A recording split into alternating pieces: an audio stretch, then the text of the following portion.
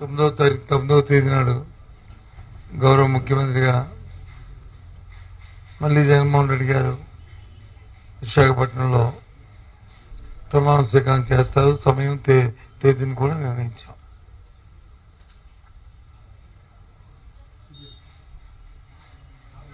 మీరు అడగచ్చు, ఏంటి సార్ అంతా నమ్మకమని. ఎస్, 5 సంవత్సరాలు ఏదైతే ప్రజలతో మమేకమై ప్రజా అవసరాలు ఏమున్నాయో వాటికి అనుగుణంగా వారి జీవన ప్రమాణాలు పెరిగే విధంగా చేసిన ప్రతి కార్యక్రమం, తీసుకున్న ప్రతి నిర్ణయం వారి తాలూకా ఆర్థిక పరిస్థితి మెరుగుపడమే కాకుండా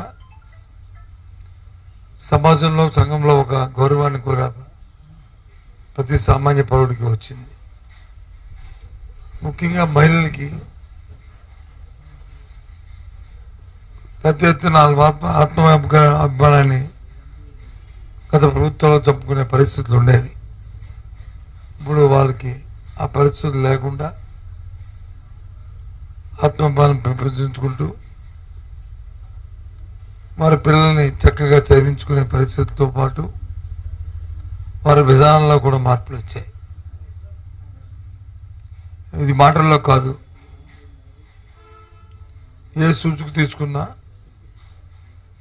అన్ని సూచికలు కూడా ఇంతకుముందు దేశంలో 17, 18, 19 స్థానాలు ఉన్న జీడిపి కానీ, పర్ క్యాపిటల్ ఇన్కమ్ కానీ, ఏదో పావర్టీలో ఉన్న రిలేషన్ కానీ అన్నీ కూడా ఇప్పుడు 3, 4, 5 స్థానాల్లోకి రాష్ట్రం రావడం అనేది